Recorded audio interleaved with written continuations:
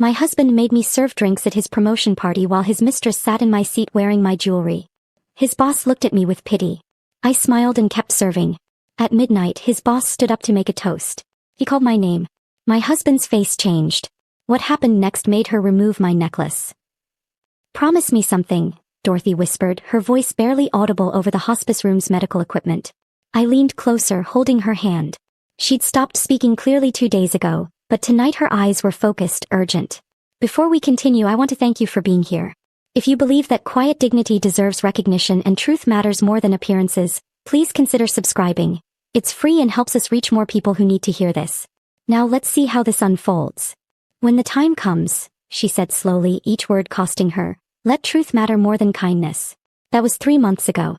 Tonight, I stood in the service entrance of Riverside Country Club, tying an apron over the gray dress Greg had ordered me to wear, and I understood what Dorothy meant. Through the doorway, I could see the party already starting. 50 guests from Cartwright Industries, celebrating my husband's promotion to vice president. Champagne. Catered food. A head table where Greg sat laughing, his arm around a woman 20 years younger than me. Brittany. His mistress. Wearing Dorothy's sapphire necklace. The necklace Dorothy wore to her 40th anniversary. The necklace with her maiden name engraved inside the clasp. The necklace Greg stole from her hospital room while I was talking to the hospice nurse about her final arrangements. I picked up a tray of champagne glasses.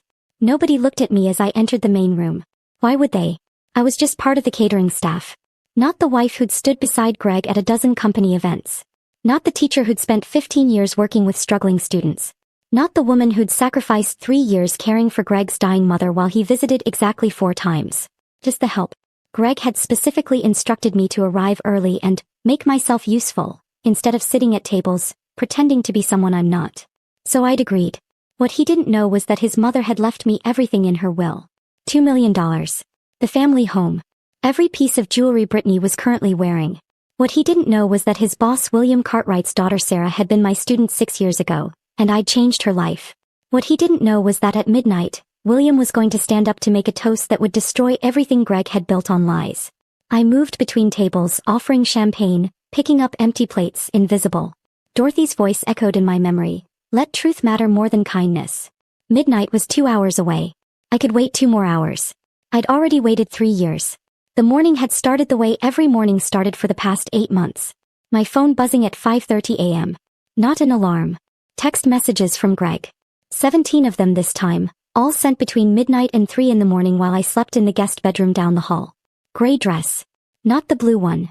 Arrive by 5:30. I need help with setup. Bring the good napkins from the linen closet. Don't mention you're a teacher unless someone asks directly. Nobody cares about high school English. I'd sat up in the narrow twin bed that had become my entire world and read through each one. Instructions. Always instructions. How to dress, how to act, what to say, when to arrive, where to stand. Greg said I'd moved to the guest bedroom temporarily because his important work calls were disturbing my sleep. That was 8 months ago. The calls hadn't stopped. I just wasn't invited back. The guest bedroom held exactly 3 pieces of furniture. The twin bed, a small dresser, and Dorothy's old desk. The desk was the only thing Greg let me keep after the funeral. Everything else from her house, 40 years of memories, belongings, furniture, went into storage or got donated in a single weekend. We don't need her old junk cluttering our space, Greg had said, carrying boxes to his car. I'd fought for the desk.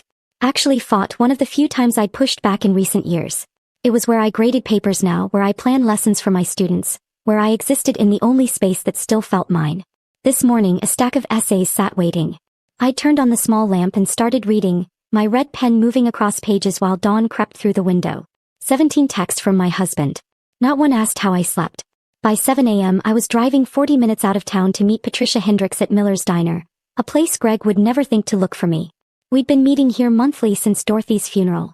Patricia with her silver hair and steady hands that had managed Dorothy's legal affairs for 30 years. Me with my questions about what happened next. She was already in our usual booth when I arrived, a folder on the table between us. The portfolio gained another 100,000, Patricia said, sliding papers across the worn surface. You're at 1.3 million in investments now. I stared at the numbers. They still didn't feel real. The house appraisal came back at 465, she continued, flipping pages. The antique collection, we had it professionally assessed last week, 192. $2 million. Dorothy had left me $2 million and Greg had no idea. She knew what he was, Patricia said quietly. Dorothy watched him treat you like hired help for 3 years while you bathed her, fed her, read to her every night. You know how many times Greg visited his own mother during those final years? 4 times, I said. I'd counted. 4 times.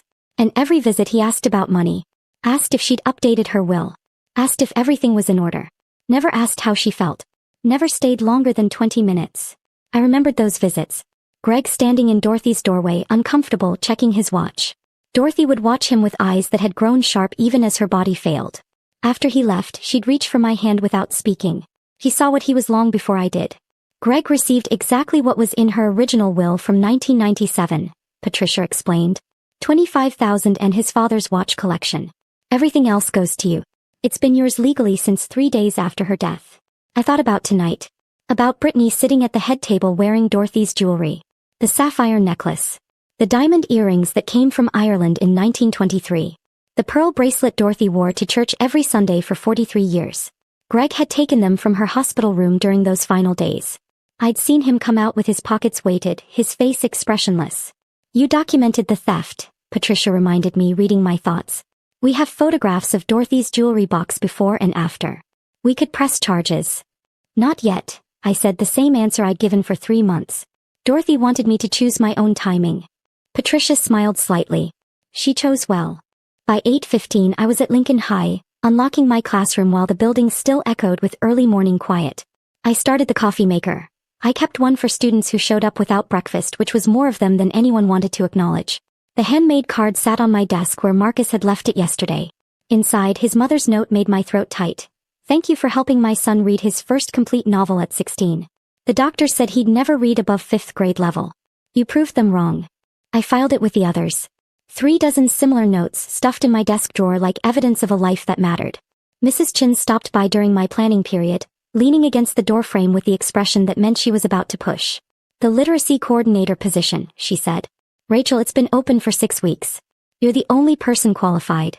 $12,000 more a year. Greg thinks I'm taking on too much already, I said automatically. Mrs. Chen's disappointment showed in the set of her shoulders. She left without pushing further. At lunch, Jennifer mentioned seeing Greg at Riverside Country Club last week. With a young woman, she said carefully. Wearing really beautiful jewelry. I smiled and changed the subject. I'd known about Brittany for 14 months. Found the first hotel receipt in his car. Then the credit card statements. Dinners at expensive restaurants always charged for 2 people. Then the text messages, increasingly careless. I'd photographed everything. Built a file Patricia said would be devastating in divorce proceedings. By 4 p.m. I was standing in our bedroom, the one I no longer slept in, looking at the gray dress Greg had laid out with military precision. Next to it, a note, minimal makeup. You're there to support, not compete. Support. Not compete. I looked at myself in the mirror.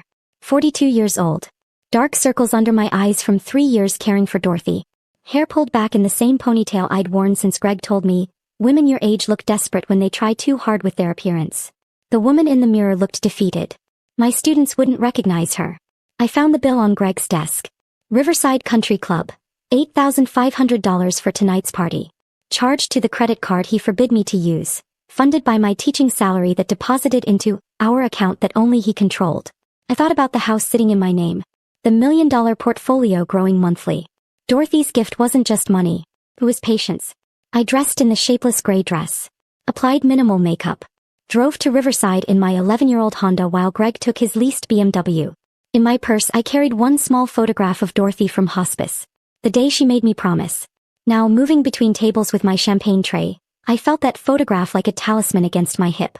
A woman at table 6 asked for more champagne without looking at my face. I poured. Moved on. At the head table, Brittany laughed at something an executive said, her hand touching the sapphire necklace absently. Greg caught my eye across the room. Nodded once. Approval that I was following instructions. I nodded back. He thought he'd won. Thought he'd successfully transformed me into exactly what he needed. Invisible, useful, controlled. What he didn't understand was that invisibility had given me something he never anticipated. Time. Documentation. Clarity.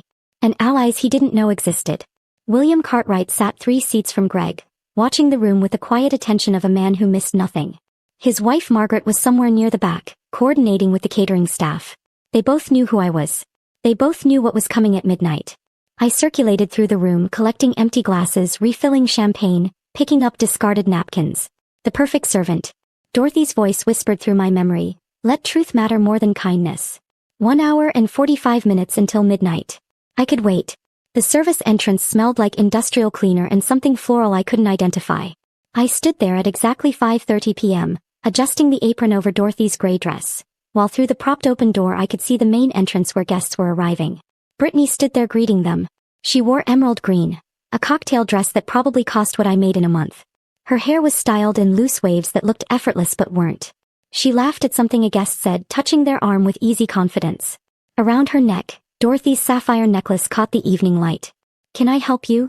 I turned. A woman in her 50s with kind eyes and a clipboard stood in the service hallway, looking at me with polite confusion. I'm Rachel Morrison, I said. Greg Morrison's wife. I'm here to help with service tonight. Something flickered across her face, surprise, maybe concern, before her professional mask slid back into place. Her eyes went from my face to the apron I'd already tied on, then toward the main entrance where Brittany was laughing with another arriving couple. The calculation was silent but clear. The tired woman in the service entrance versus the radiant young woman greeting guests at the front. Mrs. Morrison, she said carefully, I'm Susan Chin, the event coordinator. I wasn't aware you'd be helping with service. Would you prefer to join the guests? I'm sure we can find you a seat. Greg asked me to help, I said, keeping my voice pleasant. I want to support his evening. Susan studied me for another moment. I could see her deciding whether to push, whether to question, whether to do what was clearly the compassionate thing and insist I join the guests as the wife of the guest of honor. She didn't push. Of course, she said finally. Champagne service is starting now. If you could take a tray and circulate through the main room. She handed me a tray of glasses, each one perfectly positioned, condensation already forming on the stems. I walked through the doorway into soft lighting and conversations already flowing. 50 people filled the room. Executives from Cartwright Industries, department heads, a few clients I recognized from previous company events. I'd been to a dozen parties in this exact space over the years, always standing beside Greg, always introduced as, my wife, the teacher, in a tone that made my profession sound like a cute hobby. Now I moved through the same crowd carrying drinks. Nobody looked at me. Not really. Their eyes slid past the way eyes slide past service staff, past people who exist to facilitate rather than participate. I recognized Tom Henderson from accounting. I'd sat beside his wife at last year's holiday party, talked about her mother's struggle with dementia. He reached for a glass without glancing at my face. I recognized Patricia Walsh from marketing. She'd asked me about teaching strategies for her son who hated reading. She took champagne and continued her conversation without pause. Invisible. Exactly as Greg intended. I moved toward the head table, the tray balanced on my palm with practice I didn't know I had. That's when I saw the jewelry clearly for the first time tonight. The sapphire necklace sat against Brittany's throat, the deep blue stone catching light with every movement. Dorothy had worn it to her 40th anniversary. I'd seen the photos, Dorothy and James dancing, the necklace brilliant against her navy dress, her smile wide and genuine. The diamond earrings sparkled with each turn of Brittany's head. 3 generations. Dorothy's grandmother brought them from Ireland in 1923, sewn into the hem of her coat because she couldn't afford to ship them safely. Dorothy told me that story during one of our late nights in hospice, when pain kept her awake and memories were the only comfort I could offer. The pearl bracelet encircled Brittany's wrist as she gestured while talking. Dorothy wore it every Sunday to church for 43 years. Every single Sunday. I'd driven her to St. Michael's each week during those final months, watched her struggle to clasp it with shaking hands, refused her offers to just leave it home. It matters, Dorothy had said. Rituals matter when everything else is falling apart. Now it decorated the wrist of a woman who didn't know any of those stories. Could we get some of those canapes? Brittany's voice pulled me back. She was looking past me, not at me, gesturing toward my now empty tray. Of course, I said. I'll bring some right over. I returned 3 minutes later with mushroom tartlets arranged in precise circles. Brittany took one without looking at my face. The woman beside her, someone's wife, elegant and polished, took another. These are family heirlooms, Brittany said, touching the sapphire necklace. Her fingers traced the edge of the stone with casual ownership. Greg's grandmother's collection. He said they should go to someone who appreciates beautiful things. The woman made an admiring sound. They're stunning. You're so lucky. I know, Brittany said. Greg has such incredible taste. I moved away before my hands could shake. Before my careful control could fracture into something I couldn't take back. In the kitchen, I set down the empty tray and pressed my palms flat against the stainless steel counter. Pulled. Saw it. Bill. I thought about the photographs on my phone. Dorothy wearing each piece. Dated, documented, backed up in 3 places. I thought about the insurance paperwork Patricia had shown me. Every item listed with serial numbers, provenance, appraisal values. I thought about the repair receipt for the pearl bracelet's clasp, dated last April, signed by me when I'd taken it to Goldstein's jewelry after the clasp broke during one of Dorothy's physical therapy sessions. I thought about Greg entering Dorothy's hospital room during that final week. I need a moment alone with Mom, he'd said. I'd stepped out to talk with the hospice nurse about medication schedules. 20 minutes later, Greg emerged with his pockets weighted differently than when he'd entered. I'd known. Even then I'd known. But I'd said nothing. Documented everything. Waited. More champagne at table 8? Susan appeared beside me, her voice gentle. She saw something in my face because she added, "Are you sure you want to continue? I can have one of the regular staff take over." "I'm fine," I said, picking up a fresh tray. "Thank you." Back in the main room, Greg stood with a cluster of executives near the bar. His hand rested on Brittany's shoulder, brief, proprietary, a gesture that declared ownership to anyone watching. His eyes found mine across the room. He nodded once. Approval. I was doing what he'd asked. Being useful. Staying quiet. Supporting his success from the shadows where I belonged. I nodded back and moved to table 8. "Rachel Morrison?" The voice came from behind me, warm with recognition. I turned to find an elegant woman in her 60s, silver hair styled simply, wearing a black dress that spoke of quiet wealth. "Yes," I said, uncertain. "Margaret Cartwright." She touched my arm, her smile genuine. "You taught our Sarah. You changed her life." The world tilted slightly. Margaret Cartwright. William Cartwright's wife. The CEO's wife. "I remember Sarah," I said carefully. "She was a wonderful student. She struggled until she met you." Margaret's eyes held something I couldn't name. Recognition maybe. Or understanding. "You identified her dyslexia when she was a sophomore. Tutored her for 2 years. Helped her apply to architecture school." A man appeared beside Margaret, tall, gray-haired, with the bearing of someone accustomed to authority. William Cartwright himself. "You're the teacher who spent every Tuesday and Thursday after school with our daughter," he said. Not asking. Confirming. "For 2 years. Unpaid." "It was my job," I said quietly. "No." William's voice was firm. "Your job was teaching class. What you did for Sarah was something else entirely. We've been trying to find you for years. Sarah's an architect now. She credits you with her entire career." Margaret's eyes moved from my face to the apron, then across the room to where Greg stood with his arm around Brittany. I watched understanding dawn in her expression.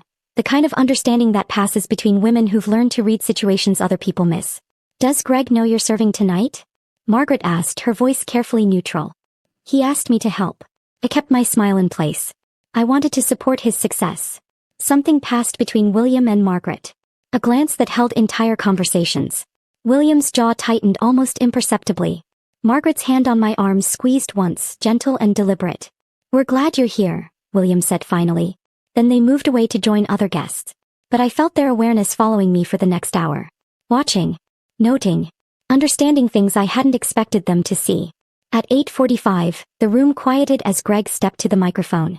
"Thank you all for being here tonight," he began, his voice carrying that confident warmth he used for presentations. "This promotion means everything to me, and I'm grateful to everyone who made it possible." I stood near the kitchen doorway, my tray empty, watching.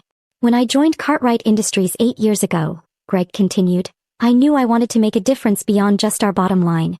I wanted to build programs that gave back to our community, that showed we care about more than profits." He was talking about my programs. The literacy initiative I'd designed during my volunteer work. The partnerships with local schools I'd built over 15 years of teaching. The family support workshops I'd created and facilitated every Saturday for 2 years. "Our community outreach programs have transformed how people see this company," Greg said. "We've partnered with 12 local schools, provided resources for 73 families, created pathways for students who might otherwise fall through the cracks. Every number came from my grant applications. Every success story was a family I'd worked with personally. These partnerships didn't happen overnight," he continued. "They required vision, dedication, and genuine commitment to making a difference." Brittany sat at the head table, radiant. She touched the sapphire necklace, verifying its reality, basking in reflected glory. Several executives glanced toward me. Brief looks quickly hidden. I wondered if they knew. If they understood that the woman holding an empty tray had created everything their VP of Communications was claiming as his achievement. "I want to thank everyone who supported this journey," Greg concluded. Your faith in me means everything. Applause filled the room. Warm. Genuine. Deserved by someone, just not by the man receiving it. I set down my tray and walked to the bathroom on legs that felt distant from my body. The mirror showed me exactly what I expected. The invisible woman. The erased wife. The teacher whose impact mattered so little that her own husband could steal credit for her work and receive applause for it. I gripped the edge of the sink and finally let myself feel it. The weight of complete erasure. The reality of standing in a room full of people while being fundamentally unseen. Dorothy's voice whispered through my memory, "Let truth matter more than kindness." I straightened, smoothed my dress, checked my reflection one more time. Then I walked back into that room with the dignity Dorothy had spent 3 years teaching me to carry. I returned to the main room with my shoulders straight and my expression carefully neutral. The party had shifted into a different gear. Louder voices, looser laughter, the third or fourth round of drinks lowering inhibitions and raising volume. I picked up a fresh water pitcher from the service station and moved between tables, refilling glasses that didn't really need refilling, staying busy, staying invisible. That's when I heard Brittany's voice cutting through the ambient noise. I honestly don't understand why people waste years in jobs that barely pay rent. I was 2 tables away, my back to her, but her voice carried with champagne-fueled confidence. Teaching, nursing, social work, she continued, and I could hear the dismissive wave in her tone even without seeing it. It's almost selfish when you think about it. Choosing low-impact careers that don't contribute to real economic growth. I turned slowly, pitcher still in hand. She sat at the head table with 3 younger executives clustered around her, all of them leaning in like she was sharing profound wisdom instead of casual cruelty. Her fingers touched the diamond earrings. Dorothy's diamond earrings. Absently, unconsciously, the way you touch something you've worn so often you forget it's there. One of the men laughed. My sister teaches elementary school. Makes $38,000 a year and complains constantly. Exactly, Brittany said, warming to her subject. Greg always says people who complain about teacher pay chose the wrong profession. If they wanted respect, they should have pursued careers that actually require strategic thinking. Strategic thinking. My hand trembled slightly as I approached their table. Just slightly. Just enough that when I poured water into the glass nearest Brittany, a single drop spilled onto the white tablecloth. Brittany glanced up. For one brief moment our eyes met. Something flickered across her face. Not recognition, she still didn't know who I was, but maybe uncertainty. Maybe a glimmer of awareness that her words had landed somewhere they shouldn't have. Then she looked away, returning to her conversation. I moved to the next table with my water pitcher in my trembling hands. I thought about the 37 thank you notes in my desk drawer at school. Parents whose children learned to read because I stayed late every Tuesday. Families who cried when their kids passed standardized tests everyone said they'd fail. I thought about Marcus's mother at last month's parent-teacher conference, tears streaming down her face when I showed her his essay on To Kill a Mockingbird. 3 pages of complex analysis from a boy who couldn't read a full sentence 2 years ago. You gave him his future, she'd whispered. Low-impact career. I thought about my master's degree in special education, completed online at 2 in the morning while Dorothy slept fitfully in the next room, while Greg slept soundly in our bedroom, while I survived on 4 hours of rest and determination. I thought about the certification programs I'd paid for myself. Learning disabilities specialist, reading intervention strategies, trauma-informed teaching practices, because Greg said professional development was wasting money on a dead-end career. Strategic thinking. I wondered if Brittany knew that the jewelry she wore with such casual entitlement had spent 40 years on the body of a woman who understood that impact can't be measured in salary. That Dorothy had valued service over status so deeply that she'd left everything to a teacher and almost nothing to her own son. Probably not. Rachel. I turned to find Margaret Cartwright standing in the hallway near the kitchen entrance, clearly waiting for me. Not asking. Waiting. I set down the water pitcher and followed her to a quiet corner near the coat check, away from the party noise and wandering guests. Margaret's face held an expression I'd seen before, on parents whose children I'd helped, whose families I'd impacted. Protective anger. The kind that rises up on behalf of someone who can't protect themselves. Patricia Hendricks is my closest friend, Margaret said without preamble. The words hit me like a physical thing. Patricia. Dorothy's attorney. The woman I'd been meeting monthly at a diner 40 minutes from town. She handles William's personal legal matters, Margaret continued, her voice low and steady. She mentioned a case that troubled her deeply. A woman who sacrificed years caring for her dying mother-in-law while the son neglected his own mother. A woman who inherited everything because the mother saw her son's true character before she died. My breath caught in my throat. Patricia didn't mention names, Margaret said, meeting my eyes. But I've known about Greg's affair for 6 weeks. I saw them at Crusoe's downtown. Him with a young woman, very cozy, very public. I asked Patricia to look into Greg's background. The hallway felt smaller suddenly. William's company does routine background checks, Margaret explained. But somehow Greg's credentials were never thoroughly verified when he was hired 8 years ago. So I asked Patricia to dig deeper. He paused, letting that sink in. His MBA was never completed. He enrolled at Kellogg in 2015. Dropped out after 1 semester. No degree was ever awarded. I already knew this. Patricia had shown me the documentation weeks ago. But hearing Margaret say it out loud, hearing someone else confirm the lie Greg had built his entire career on, made it more real somehow. The community outreach work he's been claiming, Margaret continued, those programs match exactly, word for word in some cases, the initiatives described in grant applications at the Riverside Literacy Center. Applications signed by Rachel Morrison, volunteer coordinator. The world felt like it was expanding and contracting at the same time. Too big. Too small.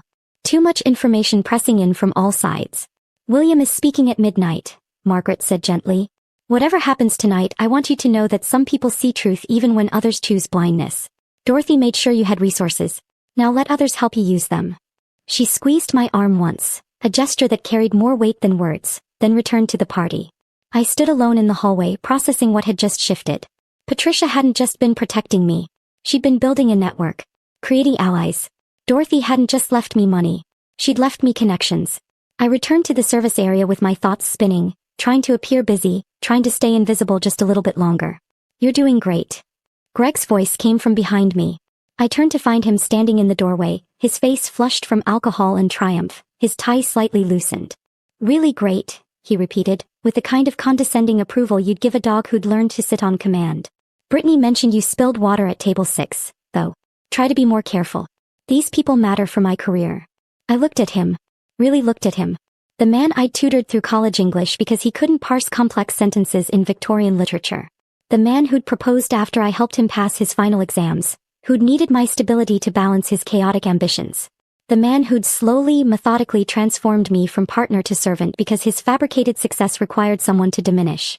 I could say so many things in this moment. I could tell him about Dorothy's will. About the $2 million sitting in my name. About the house he thought he'd inherited that actually belonged to me. I could tell him about his credentials. About Patricia's investigation. About William knowing the truth. I could tell him that in less than an hour, everything he'd built on lies was going to collapse in front of 50 witnesses. The old Rachel would have stayed silent. Would have avoided confrontation. Would have preserved peace at any cost because peace was safer than truth. But standing in this service corridor wearing an apron over Dorothy's dress, I discovered that silence has different shapes. Some silence is defeat. Some silence is strategy. I'll be more careful, I said, meeting his eyes with an expression I knew he couldn't quite read. Something in my tone made him pause. A flicker of uncertainty crossed his face before his confidence reassembled itself, before he convinced himself he'd imagined whatever he'd heard in my voice. Good, he said. We're almost done here. Just get through the next hour. He returned to the party. I stood alone thinking about hours and endings and the way some performances conclude exactly as they should. I removed my apron. Smoothed Dorothy's gray dress. Checked my reflection in the small mirror near the service entrance. The woman looking back at me wasn't invisible anymore. I returned to the main room just as guests began gathering near the front, sensing something was about to happen. Mrs. Morrison? A young woman approached me near the bar, mid-20s, professional, with an architect's practical elegance and a warmth in her eyes that felt familiar. I'm Sarah Cartwright, she said tentatively. You probably don't remember me. But I did. Recently. The terrified sophomore who'd stayed after class in tears, convinced she was stupid, unable to read aloud without panic. Sarah, I said, and her whole face transformed with relief that I remembered. I had dyslexia, she continued quickly, like she needed to explain herself. Couldn't read out loud. Spent most of 10th grade convinced I'd never graduate.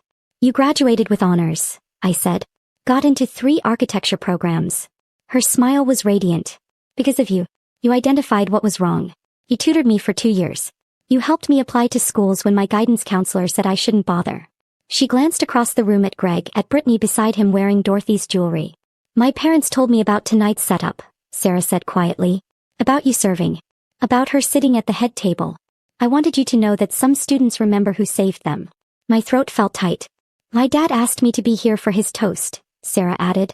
He said it was important. He said I'd understand why. He squeezed my hand. I think you will too. She moved away to join her parents near the front of the room.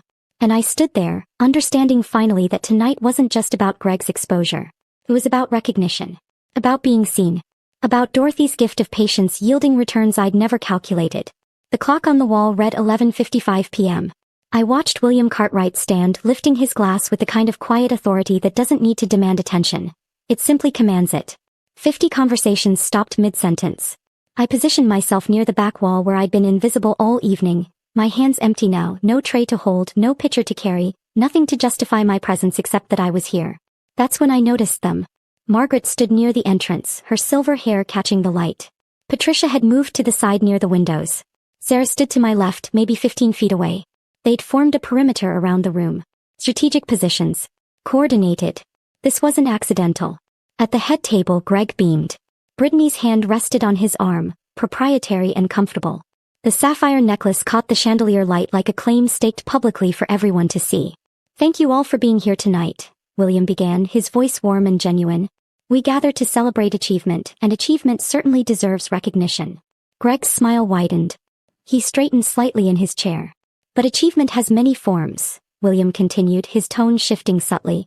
"We celebrate those who rise within corporate structures, certainly. Promotions matter.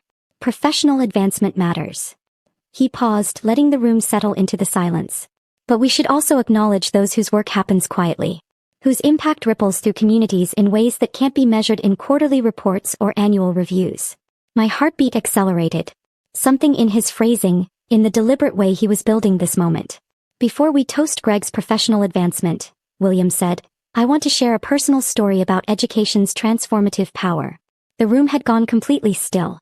50 people leaning in slightly, curious where this was heading. Greg's expression showed pleased anticipation. He thought this prologue served his glory. That William was building toward praising him. Brittany adjusted the diamond earrings. Dorothy's diamond earrings, preening slightly.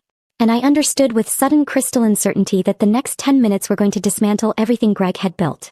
"My daughter Sarah," William said, gesturing toward where she stood, "struggled through elementary and middle school." Sarah stepped forward slightly, her face showing emotion carefully controlled. "Teacher said she wasn't trying hard enough," William continued, his voice thickening. "That she was lazy.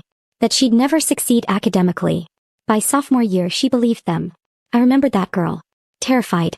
Convinced she was broken. She was failing English," William said. "Convinced she was stupid. Planning to drop out at 16. The room was so quiet I could hear my own breathing. Then she met a teacher who saw what others missed." My throat tightened. A teacher who spent her planning period researching dyslexia. Who stayed after school twice a week for 2 years. Unpaid, tutoring Sarah. Teaching her to advocate for herself. Helping her discover that her brain wasn't broken, just different. I remembered those afternoons. Sarah crying over words that wouldn't make sense. The breakthrough moment when she read an entire page without stopping. The college acceptance letter we opened together in my classroom. That teacher never asked for recognition, William said, his eyes scanning the room. Never sought credit. She did the work because she believed one student's life mattered. His gaze found mine across the distance. Today, Sarah is a licensed architect specializing in accessible design. She's helped create learning spaces for thousands of students with disabilities. Her entire career exists because one teacher cared enough to see beyond test scores. The room shifted. People turning slightly, following William's eyeline, trying to figure out who he was talking about. "Rachel Morrison," William said clearly, "would you please come forward?" The floor felt unstable beneath my feet. I walked toward the front on legs that felt distant from my body, aware of 50 pairs of eyes tracking my movement. Aware of Greg's face draining of color as he understood that his wife, the invisible server, the dismissed teacher, the woman he'd ordered to help with service, was the subject of William's story. Brittany's hand moved unconsciously to the sapphire necklace, confusion replacing her earlier confidence. When I reached the front, William's hand settled on my shoulder. Warm, steady, grounding. "Rachel taught my daughter," he said, addressing the room. "She's taught hundreds of students during her 15 years at Lincoln High. She specializes in identifying learning disabilities that other teachers miss." I could feel the weight of attention. The shift in the room's energy. "She volunteers every weekend at the Riverside Literacy Center," William continued, "creating programs that have taught 73 adults to read in the past 3 years." His voice hardened slightly. Just slightly. But enough. "Some of you in this room may recognize those programs." Greg had gone very still. "They've been featured in Cartwright Industries' community outreach presentations. They've been cited in our corporate social responsibility reports. They've helped secure client contracts by demonstrating our commitment to education." The silence felt like pressure building. Those programs, William said clearly, were created by Rachel Morrison. Not by our marketing department. The partnerships with local schools, the tutoring initiatives, the literacy workshops. All Rachel's work. Documented in grant applications she submitted years before Cartwright Industries claimed partnership credit. The room's energy shifted instantly. Executives glancing at Greg. Confusion. Dawning understanding. Discomfort. Greg's face had gone from pale to gray. I asked Rachel here tonight, William said, his hand still on my shoulder, because her husband Greg is being recognized for community outreach achievements. It seemed appropriate that the woman who actually created those achievements should be present. Brittany had removed her hand from Greg's arm. Margaret Cartwright rose from her position near the entrance, moving to stand on my other side with the bearing of someone accustomed to charitable leadership, to making announcements that mattered. My husband and I, Margaret said, her voice clear and firm, have established the Dorothy Morrison Memorial Education Initiative. Dorothy's name. Spoken publicly. In front of 50 people. In front of Greg. A $500,000 endowment, Margaret continued, dedicated to identifying and supporting students with learning disabilities in our school district. My knees felt weak. The amount. The purpose. Dorothy's name attached to it. Rachel Morrison will serve as program director, Margaret announced, at an annual salary of $95,000, with full benefits and research budget. $95,000. More than I'd made in 15 years of teaching. More than Greg had ever suggested I was worth. Dorothy Morrison, Margaret said, and something in her voice made the room lean in, spent her final years watching her son neglect his mother while his wife provided care with extraordinary devotion. Greg's face showed something close to panic now. She witnessed Rachel sacrifice career advancement, personal time, and her own well-being to ensure Dorothy's final months had dignity. I could feel tears threatening but refused to let them fall. Dorothy told me personally, Margaret said, looking directly at Greg, 6 weeks before her death, that Rachel was the daughter she wished she'd had. The silence was absolute. This foundation will employ 4 full-time specialists, Margaret concluded. It will provide free testing and tutoring. It will partner with schools across 3 districts. It launches January 2nd. Rachel's letter of acceptance is already signed. She paused, then added with pointed precision. We trust Cartwright Industries will support this initiative, given your documented commitment to education outreach. The implication hung in the air. The challenge barely veiled. Greg sat frozen at the head table. Brittany had shifted away from him slightly, her body language suddenly uncertain. Around the room, executives were exchanging glances. Quiet conversations starting. The energy completely transformed from celebration to something else. Something that felt like accountability arriving uninvited to a party that had been built on convenient fiction. William's hand squeezed my shoulder once. Dorothy Morrison left a remarkable legacy, he said to the room. Not just in resources but in recognizing where real value lies. In people who serve quietly.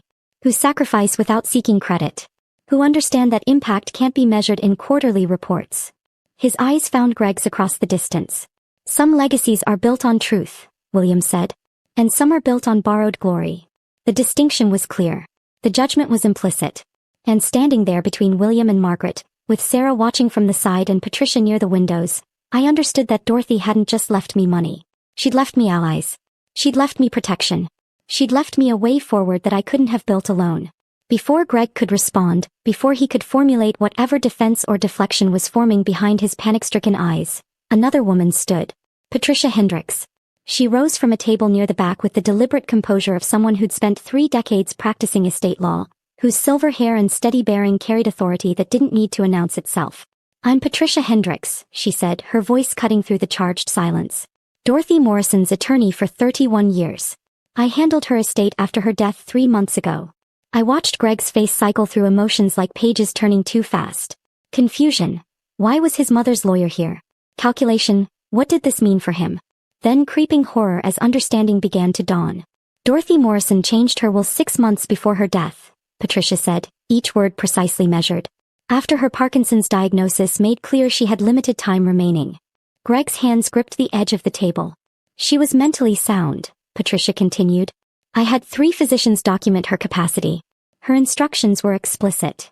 Patricia removed a folder from her bag, the same folder I'd seen across diner tables for 3 months. The gesture was somehow both theatrical and matter-of-fact, the movement of someone who'd done this 1,000 times but understood the weight of this particular moment. Greg Morrison inherited $25,000 and his father's watch collection, Patricia said clearly. Items specified in Dorothy's original will from 1997.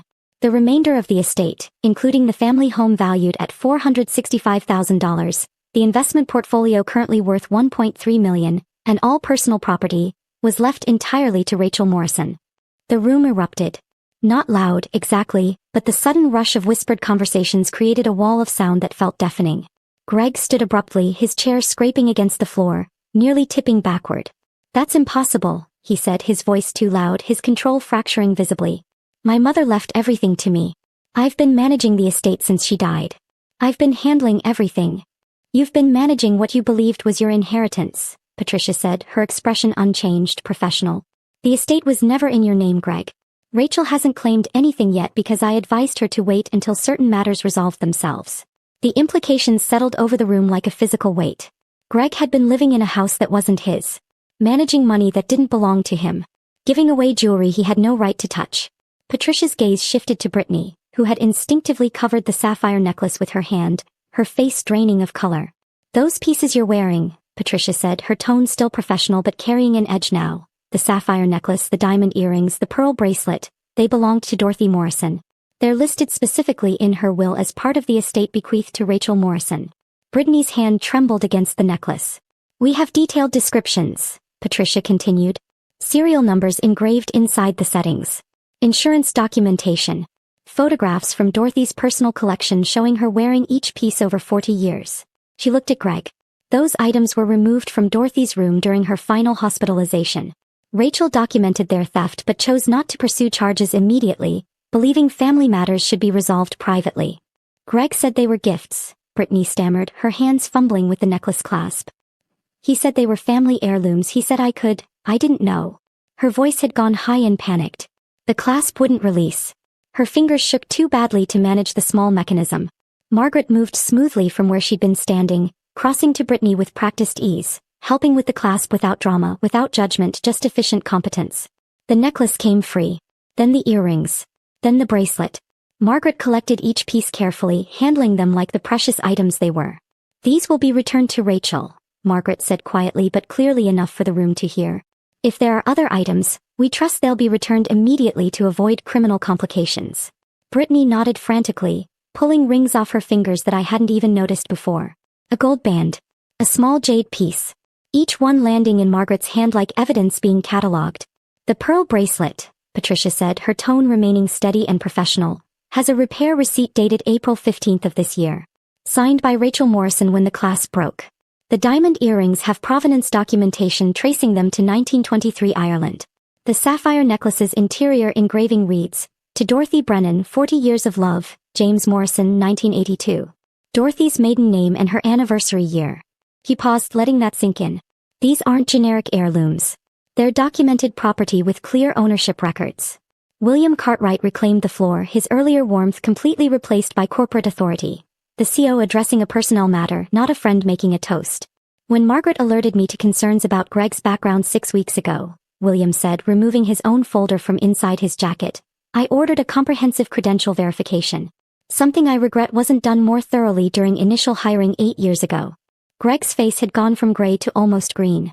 Greg Morrison's resume claims an MBA from Kellogg School of Management, completed in 2015, William said, reading from the folder. "Our verification found enrollment records for 1 semester in 2015. Withdrawal documented in December of that year. No degree was awarded." "I can explain," Greg started. "The community outreach initiatives you've claimed authorship of," William continued, speaking over him, "match word for word in some cases with grant applications submitted by Rachel Morrison to the Riverside Literacy Center between 2019 and 2023. He flipped a page. "Statistical outcomes in your presentations. 73 adults taught to read, 42 families served, partnerships with 12 local schools. These numbers appear in Rachel's volunteer coordinator reports. With her signature. Her contact information. Her detailed documentation of results." William looked up from the folder, meeting Greg's eyes directly. "You built your career on stolen credentials and your wife's volunteer work," he said, his voice hard. "Every presentation you gave. Every promotion you received. Every client you impressed. All of it based on lies and plagiarism." The room's energy had shifted completely. What had been celebration an hour ago now felt hostile. Several executives were standing, moving away from Greg's table as if proximity carried contagion. Greg Morrison's employment with Cartwright Industries is terminated effective immediately, William said, his voice taking on the formal tone of corporate decisions already made. Human Resources will contact you Monday regarding final compensation and exit procedures. Security will escort you from the premises momentarily. 2 security officers appeared at the room's entrance.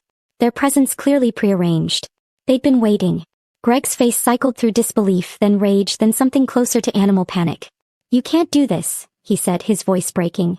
I've given 8 years to this company. 8 years of my life.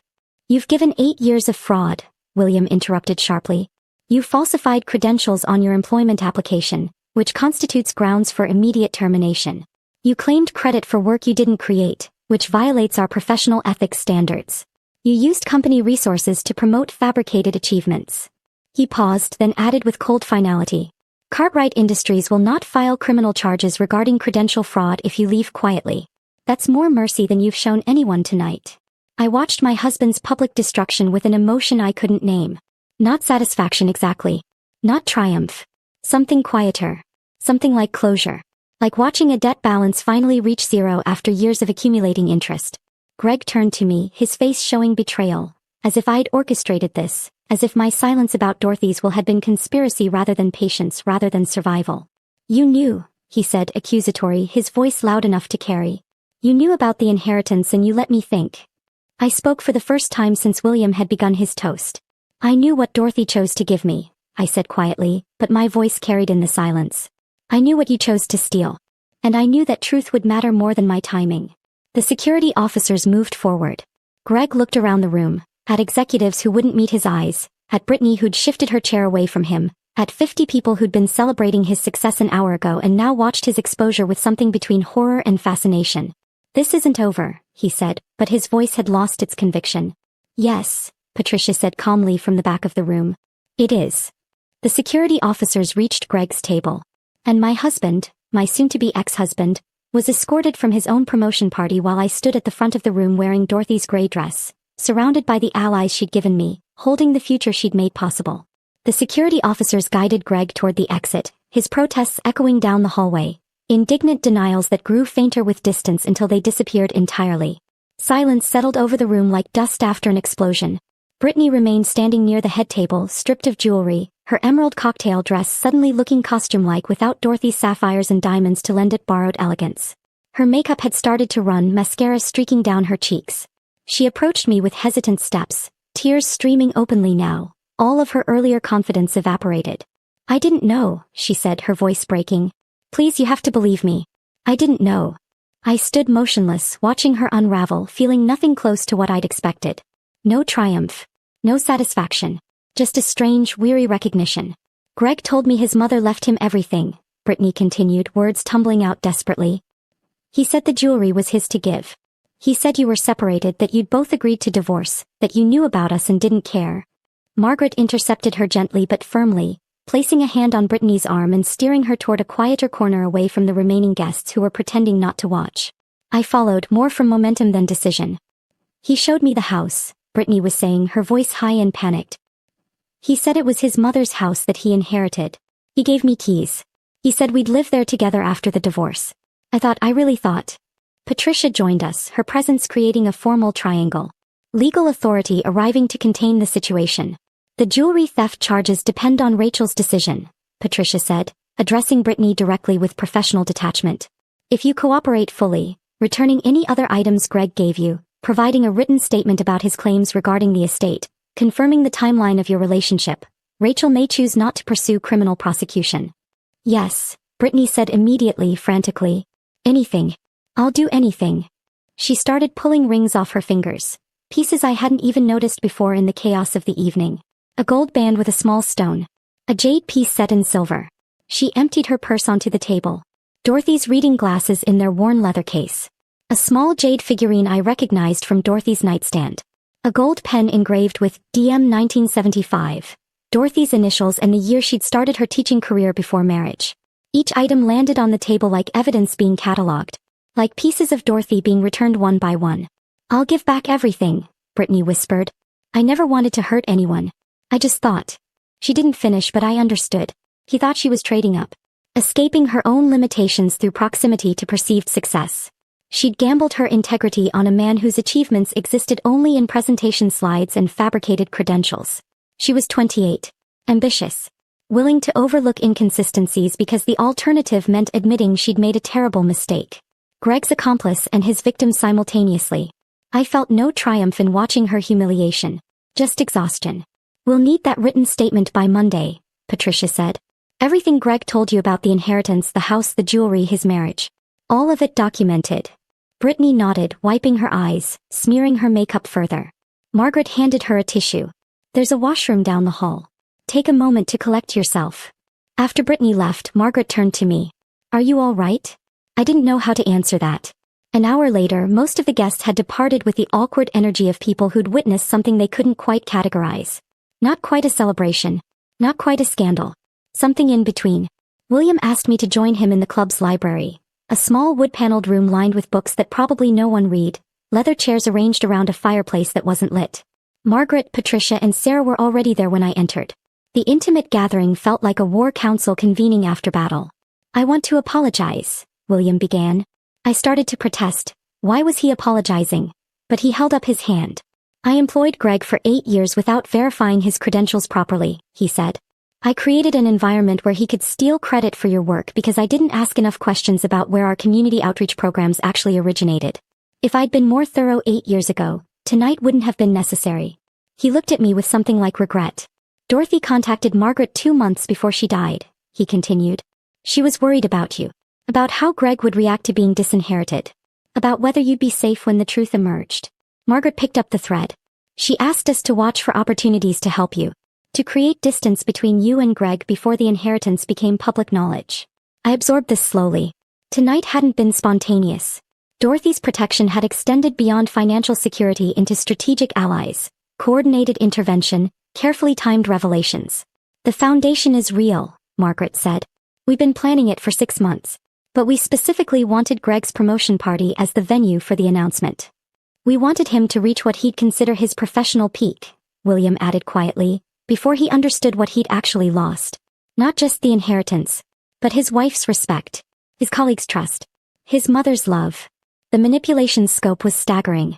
The careful coordination required to engineer tonight's revelations. The strategic timing. The allies positioned around the room. The security officers waiting for their cue. All of it orchestrated. All of it decided. Without asking me what I wanted. "I appreciate everything you've done," I said carefully, trying to find words that were honest without being ungrateful. "Dorothy's gift. The inheritance, the foundation, the protection. It's more than I ever expected."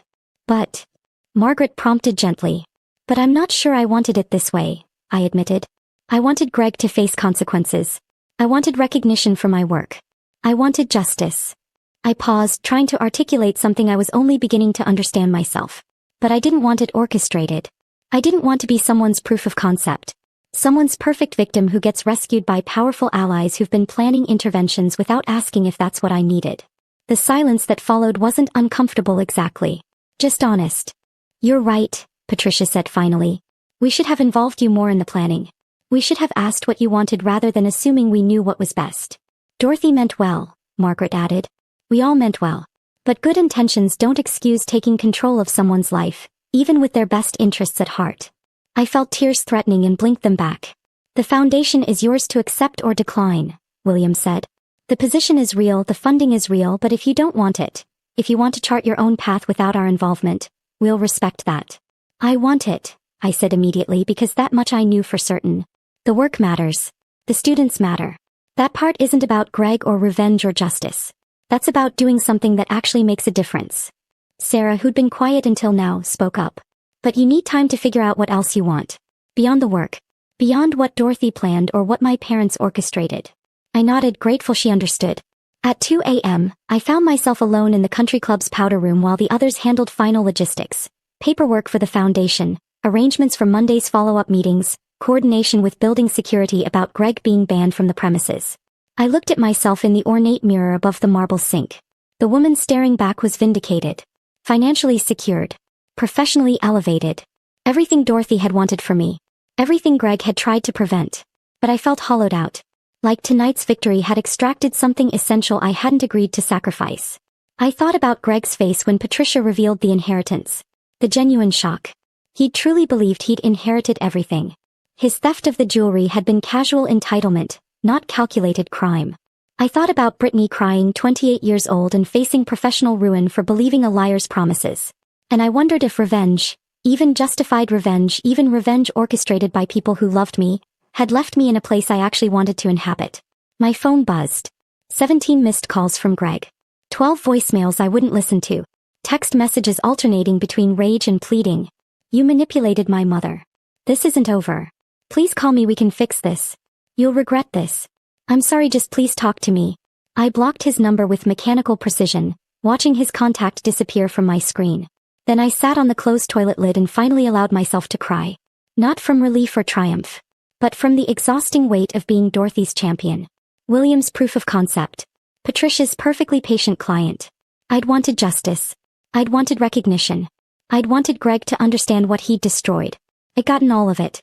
And now, at 2 a.m. in an empty bathroom, I had to figure out what version of myself survived success. The door opened softly. Sarah's voice. Rachel? I looked up, knowing my makeup was smudged, knowing Dorothy's gray dress was wrinkled beyond repair from tonight's performance. Sarah sat beside me on the antique settee without speaking at first. Just present. The way I'd once been present for a terrified 10th grader who thought she was stupid. Finally she spoke. When I got my architecture license, she said, I had this moment where I realized I was exactly who you told me I could be. But I didn't know who that person was yet. Like I'd been working so hard to become successful that I forgot to figure out what success would actually feel like. She looked at me with understanding that went deeper than sympathy. Tonight everyone saw what Greg did to you. What he stole. What he lied about. And they saw you get everything back. Inheritance, recognition, career opportunity. She paused. But I watched your face during William's toast. You weren't happy. You were just done. I felt seen in a way I hadn't been all night. I thought I wanted this, I admitted. I wanted Greg to face consequences. But now it's happened and I just feel tired. Sarah nodded. Because revenge doesn't heal anything. It just stops the bleeding long enough to see the wound clearly. She took my hand. My parents meant well tonight. Dorothy meant well with the inheritance. But they gave you justice, not healing. That part, figuring out who Rachel Morrison is after she stops being Greg's victim, that's your work, not theirs. I sat with that truth. Tonight's exposure was an ending, not a resolution. Whatever came next, I'd have to build it myself from the rubble of a marriage that had ended years before tonight's formal execution. Sunday morning arrived with pale winter light filtering through the country club's tall windows as I said goodbye to Sarah, Margaret, William and Patricia in the parking lot. Call if you need anything, Margaret said, squeezing my hand. Anything at all. I drove back through town in my 11-year-old Honda, the same car I'd driven to the party, but somehow the streets looked different. Unfamiliar. Like I'd been gone for months instead of hours. I didn't go to the house Greg and I shared. The house where I'd slept in the guest bedroom for 8 months, where his instructions and criticisms lived in every room. I went to Dorothy's house instead. My house now. Legally. Officially. For 3 months. But standing in the driveway at 9 a.m. on a Sunday, looking at the modest 3-bedroom craftsman with its peeling paint and overgrown garden, I felt like I was trespassing. Patricia met me there with keys and paperwork. Deed transfer, insurance policies, utility accounts already changed to my name. She handed everything over with quiet ceremony, like passing me something sacred. It's yours, she said simply. Dorothy wanted you to have a home. The front door stuck slightly when I unlocked it. Everything inside was exactly as I'd left it 3 months ago, the day after Dorothy's funeral when Greg had insisted on going through his mother's things without me present. The house still smelled like her. Lavender sachets tucked into drawers. The ghost of lemon cookies she'd baked every Sunday before Parkinson's stole her hand coordination. Old books. Gentle decline. Memory made physical. I stood in the living room and couldn't move. My possessions sat in the Honda's trunk and back seat. 12 years of marriage reduced to 3 suitcases, 2 boxes of books, and a plastic bin containing cards from students and photos Greg wouldn't allow displayed. That was everything I'd taken from our house early this morning while Greg was presumably still at his brother's apartment, before he knew about last night, before the inevitable confrontation. I started unpacking slowly. My clothes went into Dorothy's dresser, hanging in her closet beside dresses she'd worn to church, sweaters she'd loved, a life carefully preserved. My toiletries lined up in her bathroom. My books stacked on her shelves. I felt like a guest inhabiting someone else's life. Like I was playing house in a museum. The master bedroom still contained her bed, her nightstand with reading glasses and a devotional book, her closet full of clothes I couldn't imagine discarding. Too much Dorothy. Too much presence. I slept in the guest room instead, White walls, generic furniture, nothing personal. And I dreamed Dorothy was asking me whether I was brave enough to actually live in freedom or just occupy its physical space. Monday morning I woke to pounding on the front door. Aggressive. Insistent. The kind of knocking that demanded attention. I checked my phone. 6:07 a.m. Greg's voice came through the door loud enough to carry down the street. Rachel, open this door. This is my mother's house. You can't keep me out of my own house. I stood in the hallway, heart pounding, and pulled out my phone to record. This house belongs to me, I said through the door, keeping my voice steady. You're trespassing. Leave or I'll call the police. You manipulated my mother. Greg shouted, his voice cracking with rage. You conspired with her lawyer to forge documents. You seduced my boss to target me. You destroyed my career. Each accusation more desperate than the last. Through the window I could see neighbors emerging onto porches. Mrs. Patterson across the street. The Johnsons 2 doors down. All watching. I'm calling the police, I said, already dialing the non-emergency line. This isn't over. Greg yelled. You think you can steal everything from me? You think you can just... Police non-emergency, the dispatcher answered. I described the situation calmly while Greg continued shouting. Gave the address. Confirmed I was safe inside but wanted him removed from the property. An officer will be there in 15 minutes, the dispatcher said. I waited, phone still recording, while Greg's shouts deteriorated into incoherent rage mixed with pleading. The neighbors watched. The morning grew brighter. And I stood inside Dorothy's house. My house, refusing entry to the man who'd spent 12 years teaching me to make myself smaller. The patrol car arrived 14 minutes later. Officer Martinez, young, professional patient, listened to both of us. Checked the deed documentation I provided. Issued Greg a warning about harassment. If he returns or contacts you again, Officer Martinez said, handing me a card with a case number, you should consider a restraining order. After they left, Greg driven away by his brother who'd arrived to collect him, I sat on Dorothy's porch shaking from adrenaline. But beneath the shaking was something else. Something unexpected. I'd refused Greg entry. Called the police on my own husband. Enforced boundaries with legal intervention instead of accommodation. For 12 years I'd absorbed his demands, minimized my needs, maintained peace at any cost. This morning I'd chosen differently. The line between victim and agent had shifted slightly. Patricia called at noon. I'm filing for a temporary restraining order. We have enough documentation. The harassment, the jewelry theft, the financial control patterns. Can you come to my office at 2? By 5 p.m. the temporary order was approved. Greg would be served at his brother's apartment. 500 feet minimum distance from me, my home, my workplace, my vehicle. No contact by any means. I felt the protection as both relief and loss. I'd wanted boundaries, not warfare. But apparently warfare was required to establish boundaries with men who'd never recognized them. Tuesday I returned to Lincoln High for the first time since the party. Walking into my classroom felt surreal, like returning to a life I'd left years ago instead of days. Flowers sat on my desk. A beautiful arrangement with a card. Thank you for transforming my life when I thought I was hopeless. With gratitude, Sarah Cartwright. My students would see them. Would ask questions. Would know something significant had happened. Jennifer found me during morning break. Rachel, I'm so sorry. I saw them together months ago and I should have said something more direct. I should have. It's okay, I said, meaning it. You couldn't have changed anything. Mrs. Chun called me to her office at lunch. Not for reprimand, for coffee and quiet conversation about what I needed. Time off. Modified schedule. Counseling referrals. The literacy coordinator position is still available, she said carefully.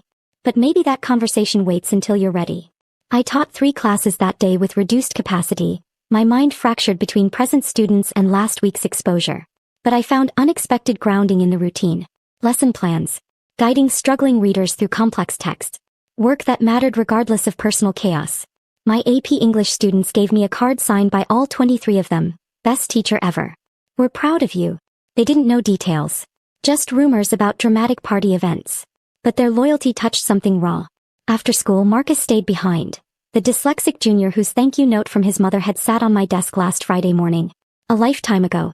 Ms. Morrison, he said shyly, my mom wanted me to tell you that whatever you're going through, you're the bravest person we know. I cried. In front of a student. For the first time in 15 years. And Marcus awkwardly patted my shoulder. Understanding that sometimes adults need the same grace he'd received when he couldn't read aloud without panic. Thursday evening, I drove to William and Margaret's home for my first planning meeting for the Dorothy Morrison Memorial Education Initiative. Their house was elegant but comfortable, built-in bookshelves overflowing with actual books people actually read, family photos showing Sarah's progression from struggling teenager to confident architect, furniture chosen for comfort rather than display. Also present, 2 special education consultants, the Riverside Literacy Center director, and a grant writer named Amanda who'd helped Margaret establish the foundation's legal structure. For 2 hours we discussed vision. Free comprehensive testing for students K-12 showing signs of learning disabilities. Small group tutoring 5 afternoons weekly. Parent education workshops. Teacher training on recognition and accommodation strategies. The budget allowed for 4 full-time staff initially. My director position focused on program development and community partnership. It was everything I'd dreamed about during late nights grading papers. During conversations with frustrated parents whose children fell through system cracks. During volunteer hours that Greg dismissed as hobby rather than calling. But sitting in Margaret's living room discussing my $95,000 salary, more than I'd earned in 15 years of teaching, I felt imposter syndrome settle like weight on my chest. "I'm a teacher," I said quietly during a pause in the conversation. "I don't have nonprofit management experience. Foundation leadership background. Are you certain I'm qualified?" Margaret's response was immediate and firm. "You're qualified because you've done this work for free for 15 years with no support. Now you'll do it with resources, staff, and institutional backing. That's not a different job. That's the same job done properly." William added, "Sarah struggled until you intervened. How many other Sarahs are sitting in classrooms right now, convinced they're stupid, headed toward dropping out? This foundation exists because you proved one teacher can change trajectory. Now you'll train others to replicate that impact." I absorbed this, understanding finally what accepting Dorothy's gift actually meant. Not just receiving money or recognition or career advancement, but accepting responsibility for multiplying it. For honoring Dorothy's faith by becoming the leader she'd apparently seen beneath the diminished wife Greg had created. The meeting ended at 9. I drove home to Dorothy's house, my house, through dark streets. And for the first time since the party, I felt something close to certainty about what came next. I pulled into my driveway that Thursday night feeling something I hadn't felt in years. Anticipation instead of dread about what waited inside. The house was mine now. Not legally, I'd known that for months. But emotionally, actually mine. I'd started making changes. Small ones at first. Moving furniture. Hanging artwork my students had given me over the years. Pieces Greg had said were too childish for our home. Painting the guest bedroom a soft blue that reminded me of the ocean. And I'd finally moved into the master bedroom. Dorothy's bed. Dorothy's nightstand. Dorothy's closet where I'd carefully packed her clothes and donated them to the church thrift shop she'd loved, keeping only a few pieces that still carried her scent. Felt like permission. Like she was saying it was okay to actually live here instead of just occupying space. January 2nd, the Dorothy Morrison Memorial Education Initiative opened its doors. The renovated storefront sat 2 blocks from Lincoln High, close enough that I could see my old classroom windows from our front entrance. 2 large tutoring rooms with natural light and comfortable furniture. A testing office with assessment materials and one-way observation glass. A small library stocked with audiobooks and assistive technology. A parent resource center with coffee and information and the kind of welcome that said, "You're not alone in this." I hired carefully over December. 2 special education specialists with master's degrees who understood that credentials meant nothing without compassion. A bilingual family liaison named Maria who'd grown up with undiagnosed dyslexia and knew firsthand what we were trying to prevent. A program coordinator named James who handled logistics while I focused on the educational design that had lived in my head for 15 years. Our first month we served 18 students. By March we were at capacity with 47 students and a waiting list that grew daily. I developed assessment protocols based on what I'd learned over 15 years of teaching. The subtle signs other teachers missed, the patterns that indicated specific disabilities, the questions that revealed struggles kids had learned to hide. I visited 5 schools weekly, conducting workshops for teachers who wanted to learn but hadn't had training. Building relationships with counselors who needed somewhere to send families when they recognized problems beyond their capacity to address. The local newspaper ran a feature in February, New Foundation Honors Teacher's Legacy. They mentioned Dorothy's gift, William's founding donation, my expertise. They didn't mention Greg. He'd become absence. A footnote erased from the narrative. Exactly as he'd tried to erase me. Parents started showing up with children who reminded me of younger Sarah. Bright kids convinced they were failing. Terrified teenagers who'd learned to hide their struggles so well even their parents didn't know. Families desperate for help they couldn't afford. One mother, her name was Christine, cried during our intake interview when I explained that dyslexia wasn't stupidity, just different neurological processing. "Nobody ever told us that," she whispered, holding her son's hand. "They just said he needed to try harder." that he wasn't applying himself. Her son was 10. Already convinced he was broken. I thought about being married to a man who told me I needed to try harder at being acceptable. At being less embarrassing. At requiring less space. And I understood that the work I was doing now was teaching people to recognize their own worth before someone else's cruelty defined them. The divorce proceedings moved faster than I expected. Patricia had documented everything: Greg's financial control, his affair, the jewelry theft, his fabricated credentials.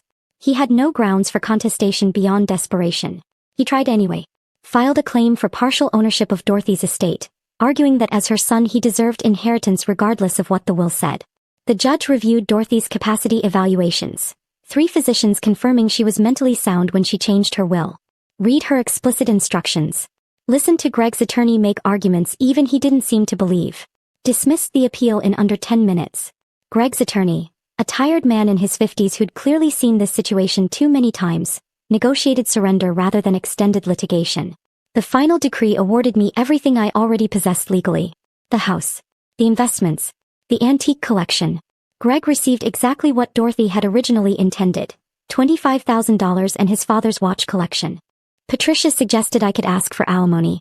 I was entitled, she said, based on the years of marriage and his financial control. I declined. I wanted nothing from Greg except distance. The decree included permanent restraining order terms. No contact. 500 feet minimum distance. Enforceable by law. On a Tuesday in May, I sat in family court while the judge declared my marriage dissolved. I felt neither triumph nor regret. Just completion. Like finishing a book I should have stopped reading years ago but had carried to the end out of habit rather than interest. Outside the courthouse, Patricia congratulated me formally. Then she added something unexpected. Dorothy would be proud of who you've become, she said. Not because of the foundation or the divorce, but because you chose to live like she mattered. Like her gift meant something beyond money. I thought about Dorothy's final months. Parkinson's stealing her speech but leaving her eyes alert. Watching me read aloud every evening. Holding my hand during difficult moments. She saw me before I saw myself, I said. Patricia nodded. That's what love does. It witnesses potential before circumstances allow it expression. I learned about Greg's current circumstances through indirect channels. Jennifer mentioning gossip she'd heard. Patricia sharing legally relevant updates when his attorney contacted her about final paperwork. He worked as assistant manager at a sporting goods store 40 minutes away. Made $42,000 annually. Lived in a 1-bedroom apartment with furniture from IKEA and minimal belongings. Brittany had left town in February. Took a marketing position in Colorado. Blocked him on every platform. Greg's brother allowed supervised visits with his nephew but didn't invite Greg to family gatherings anymore. His LinkedIn profile no longer claimed an MBA. Listed employment as retail management. Showed no recent activity. I searched for satisfaction in his reduced circumstances and found instead something closer to pity mixed with relief. Pity that he'd destroyed himself through lies he'd apparently believed. Relief that his destruction didn't require my ongoing participation. I wondered sometimes if Greg understood yet what he'd actually lost. Not the inheritance or the career, but the 12 years he'd spent with someone who would have loved him if he'd allowed space for mutual respect. Who would have supported his actual achievements if he'd pursued any. Someone who became his victim only because he'd required an audience for his performance. I suspected he didn't understand. That he narrated himself as victim of conspiracy rather than architect of consequence. But that wasn't my responsibility to teach anymore. My work now involved helping children recognize their strengths before adults taught them to see only deficits. If Greg never learned that lesson about himself, it was a tragedy. But it was his tragedy, not mine. On a Wednesday evening in late June, I sat on my porch. I'd finally started calling it mine instead of Dorothy's. Watching neighborhood kids bike past while dusk settled soft and warm. The house felt inhabited now rather than occupied. I'd hung my own artwork. Rearranged furniture to suit my habits. Planted tomatoes in the garden Dorothy had maintained until Parkinson's made kneeling impossible. The foundation served 83 students now. Had a 12-month waiting list. Employed 6 staff with plans to hire 2 more in September. Sarah Cartwright volunteered Saturdays, using her architecture training to help teenagers visualize spatial concepts. Margaret had secured additional grant funding that would allow expansion into 2 more districts. My divorce was final. My restraining order permanent.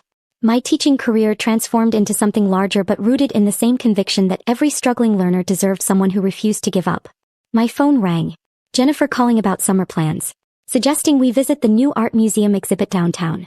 I agreed easily, making plans like someone who had time and space and permission to build friendships I'd neglected for 12 years. After the call, I opened Dorothy's journal. I'd found it in her nightstand weeks ago. A leather-bound book containing entries spanning 40 years. Recipes and prayers and observations about ordinary life that felt sacred in their simplicity. The final entry was dated 6 days before Dorothy's death.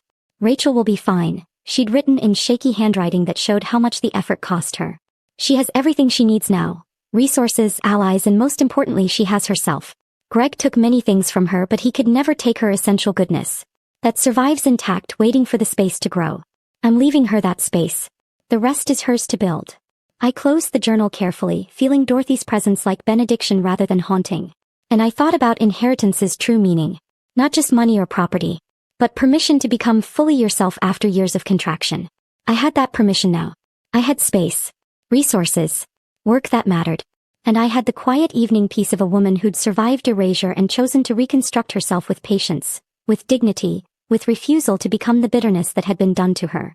That, I thought, watching fireflies begin their summer dance across the darkening lawn, was vengeance's final form. Not destruction of those who harmed you, but construction of a life so rooted in meaning they became irrelevant to your happiness. Dorothy had known that. And now finally so did I. The fireflies rose higher, their lights blinking against the gathering darkness, each one carrying its own small illumination into the night.